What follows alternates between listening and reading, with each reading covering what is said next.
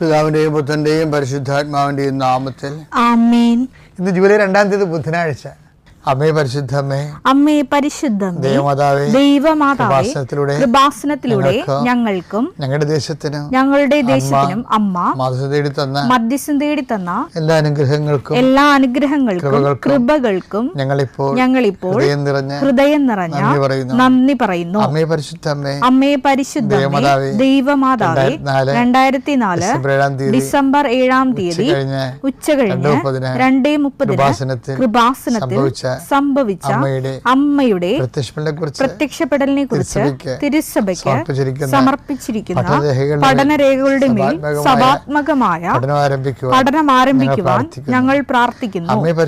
അമ്മേ പരിശുദ്ധമേ, ഭൂസ്വർലോകങ്ങളുടെ രാജ്ഞിയായ അങ്ങയ്ക്ക് ഭൗമ സംരക്ഷണത്തിനായി പ്രപഞ്ചപ്രകൃതിയെ തന്നെ തിരുസഭ പ്രതിഷ്ഠിക്കുവാൻ ഈ പ്രത്യക്ഷീകരണ വഴി ഇടയാക്കണമേ. പരിശുദ്ധമ്മേ, ജപമാല മാതാവേ, സകല കൃപാസനം പ്രാർത്ഥനകളോടും ചേർത്ത് ഞങ്ങളിപ്പോൾ പ്രാർത്ഥിക്കുന്ന ഈ കുടുംബത്തിന്റെ പ്രത്യേക നിയോഗം പറ മക്കളെ.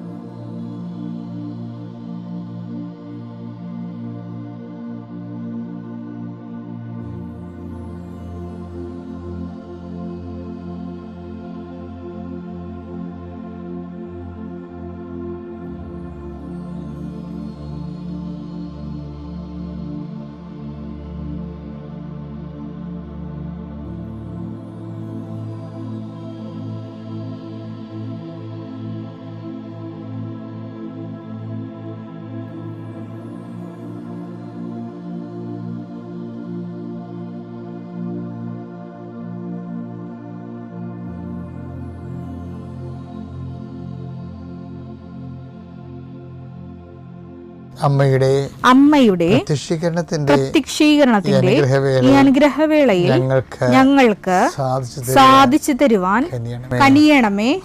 ആമേൻ. വിശ്വാസ പ്രമാണം. സർവശക്തനായ പിതാവും ആകാശത്തിന്റെയും ഭൂമിയുടെയും സൃഷ്ടാവുമായ ദൈവത്തിൽ ഞാൻ വിശ്വസിക്കുന്നു. അവിടുത്തെ ഏകപുത്രനും ഞങ്ങളുടെ കർത്താവുമായ ഈശോമിശിഹായിലും ഞാൻ വിശ്വസിക്കുന്നു. ഈ പുത്രൻ പരിശുദ്ധാത്മാവിനാൽ ഗർഭസ്ഥനായി കന്യകാമറിയത്തിൽ നിന്ന് പിറന്ന് പൊന്തിയോസ് പീലാത്തോസിന്റെ കാലത്ത് പീഡകൾ സഹിച്ച് കുരിശിൽ തറയ്ക്കപ്പെട്ട് മരിച്ച് അടക്കപ്പെട്ട് പാതാളങ്ങളിൽ ഇറങ്ങി മരിച്ചവരുടെ ഇടയിൽ നിന്ന് 3-ാം നാൾ ഉയർത്ത് സ്വർഗത്തിലേക്ക് എഴുന്നള്ളി സർവശക്തിയുള്ള പിതാവായ ദൈവത്തിന്റെ വലതുഭാഗത്തിരിക്കുന്നു. അവിടെ നിന്ന് ജീവിക്കുന്നവരെയും മരിച്ചവരെയും വിധിക്കുവാൻ വരുമെന്നും ഞാൻ വിശ്വസിക്കുന്നു. പരിശുദ്ധാത്മാവിലും ഞാൻ വിശ്വസിക്കുന്നു. വിശുദ്ധ കത്തോലിക്കാ സഭയിലും പുണ്യവാന്മാരുടെ ഐക്യത്തിലും പാപങ്ങളുടെ മോചനത്തിലും ശരീരത്തിന്റെ ഉയർപ്പിലും നിത്യമായ ജീവിതത്തിലും ഞാൻ വിശ്വസിക്കുന്നു. ആമേൻ. സ്വർഗ്ഗസ്ഥനായ ഞങ്ങളുടെ പിതാവേ, അങ്ങയുടെ നാമം പൂജിതമാകണമേ. അങ്ങയുടെ രാജ്യം വരണമേ. അങ്ങയുടെ തിരുമനസ് സ്വർഗത്തിലെ പോലെ ഭൂമിയിലും ആകണമേ. അന്നു വേണ്ടുന്ന ആഹാരം ഇന്ന് ഞങ്ങൾക്ക് തരണമേ. ഞങ്ങളോട് തെറ്റ് ചെയ്യുന്നവരോട് ഞങ്ങൾ ക്ഷമിക്കുന്നത് പോലെ ഞങ്ങളുടെ തെറ്റുകൾ ഞങ്ങളോടും ക്ഷമിക്കണമേ. ഞങ്ങളെ പ്രലോഭനത്തിൽ ഉൾപ്പെടുത്തരുതേ, തിന്മയിൽ ഞങ്ങൾ രക്ഷിക്കണമേ. ആമേൻ. നന്മ നിറഞ്ഞ മറിയമേ, സ്വസ്തി. കർത്താവ് അങ്ങയുടെ കൂടെ സ്ത്രീകളിൽ അങ്ങ് അനുഗ്രഹിക്കപ്പെട്ടവളാകുന്നു. അങ്ങയുടെ ഉദരത്തിൻ ഫലമായി ഈശോ അനുഗ്രഹിക്കപ്പെട്ടവനാകുന്നു. പരിശുദ്ധ മറിയമേ, തമ്പുരാന്റെ അമ്മേ, പാപികളായ ഞങ്ങൾക്ക് വേണ്ടി ഇപ്പോഴും ഞങ്ങളുടെ മരണസമയത്തും തമ്പുരാനോട് അപേക്ഷിക്കണമേ. ആമേൻ. കർത്താവിന്റെ ഉന്നതമായ നാമത്തിന് സ്വസ്ത്രം ചെയ്യുന്ന കർത്താവിന്റെ വിശുദ്ധ പൗരോഹിത്യത്തെ മഹത്വപ്പെടുത്തണമേ. കർത്താവ് സഭയിലുള്ള സാന്നിധ്യം ഉടമാക്കണമേ. എൻ്റെ കർത്താവിൻ്റെ ഉന്നതമായ നാമത്തിൽ സഭയുടെ അധികാരത്തിൽ കുശടയാളത്തിൽ ദൈവശക്തിയാൽ ഞാൻ മക്കളെ ആശ്വസിച്ച് പ്രാർത്ഥിക്കുക. ഇപ്പോഴും നീ എൻ്റെ മനസ്സിൽ തോന്നിക്കണത് വിവാഹത്തിന് വേണ്ടി മനസ്സമ്മതം നടത്താൻ പോകുന്നവരും അതുപോലെ തന്നെ വിവാഹത്തിൻ്റെ ആലോചനകൾക്ക് വേണ്ടി മക്കളുടെ ജീവിത പങ്കാളികൾക്ക് വേണ്ടി ഉഴറി നടക്കുന്നവരും അവരുടെ ഒരു പരിശ്രമങ്ങളെ എബ്രാഹത്തിൻ്റെ മകനെ അനിയുക്തയായ ഒരു ജീവിത പങ്കാളിയെ കണ്ടെത്താൻ വേണ്ടി നിഫൃത്തിന് അയച്ചതുപോലെ കർത്താവെ ജീവിത പങ്കാളി അന്വേഷിക്കുന്നവർക്ക് യഥാകാലങ്ങളെ കണ്ടെത്താൻ വേണ്ടി എന്നെ കണ്ടെത്താൻ നീ ഇടയാക്കുമെന്ന് പറഞ്ഞതുപോലെ കർത്താവേ, ദൈവത്തെ കണ്ടെത്തുന്ന പോലെ ദൈവത്തിന് വേണ്ടി ജീവിക്കാൻ വേണ്ടി ആഗ്രഹിക്കുന്നവർ അന്വേഷിക്കുകയും കണ്ടെത്തുമെന്നാണ് നീ പറഞ്ഞല്ലേ കർത്താവ്. അവർക്കെല്ലാം കണ്ടെത്തലിൻ്റെ ആശീർവാദം നൽകണം പ്രാർത്ഥിക്കുന്നു.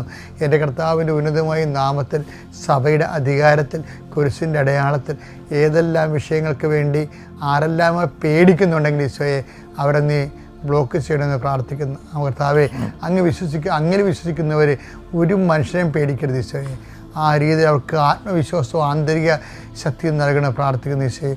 ഓരോരോ കാര്യങ്ങൾക്ക് വീട് വെക്കാൻ പോകുന്നവർ, സ്ഥലം വാങ്ങാൻ പോകുന്നവർ, പെണ്ണ് കാണാൻ പോകുന്നവർ, പുരുഷൻ്റെ മകളുടെ കെട്ടാനുള്ള ചെറുക്കൻ്റെ വീട്ടിൽ പോകുന്നവർ, അവിടെയൊക്കെ സംസാരങ്ങളിലൊക്കെ പലപ്പോഴും പെശകി വരികയും നല്ലത് നഷ്ടപ്പെടുകയും അവനെ പിശാചികർ പ്രവർത്തിക്കുകയും സാത്താന് അവസരം കൊടുക്കുകയും സ്വന്തം കോയ്മകൾ പറയുകയും അതിൻ്റെ പേരിൽ തല്ലിപ്പിരികയും ഇങ്ങനെ ഉണ്ടാകുന്ന പിശാചിൻ്റെ അവസരങ്ങളെല്ലാം യേശുക്രിസ്തുവിന്റെ നാമത്തിൽ ബന്ധിക്കുന്നു.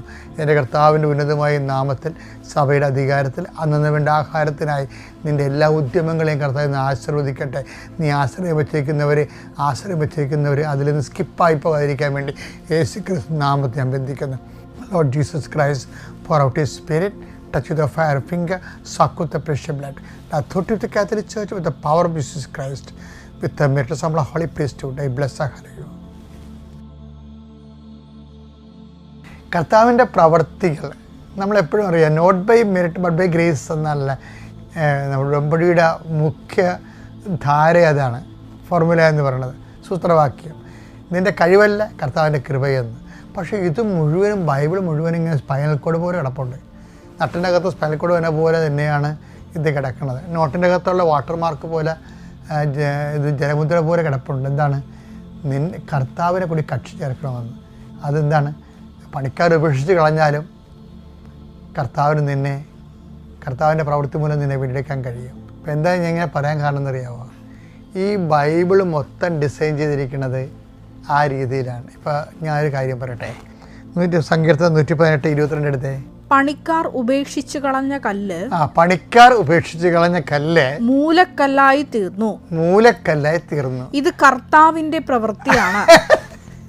ഇത് കർത്താവിൻ്റെ പ്രവൃത്തിയാണെന്ന് മനസ്സിലായില്ലേ? അപ്പം ഇതിപ്പോൾ പറയാൻ കാര്യം എന്താണെന്നറിയാമോ? ഈ പണിക്കാർ ചിലപ്പോൾ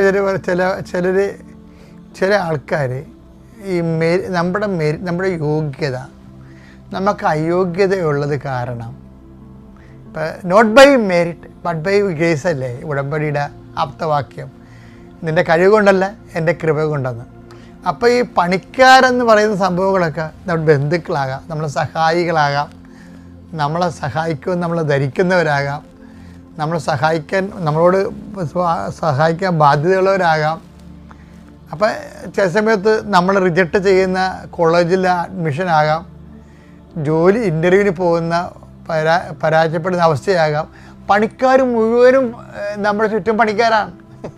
നമുക്ക് പണി വെക്കുന്നവരും നമ്മളെ തള്ളിക്കളയുന്നവരും എല്ലാം ബൈബിളിലെ പണിക്കാരാണ്. അപ്പോൾ പണിക്കാർ ഉപേക്ഷിച്ച് കളഞ്ഞതെന്ന് പറഞ്ഞുകൊണ്ട് ജീവിതം തീർന്നില്ല. മനസ്സിലായില്ലേ? അത് പണിക്കാർ മൊത്തം പണിക്കാരാണല്ല.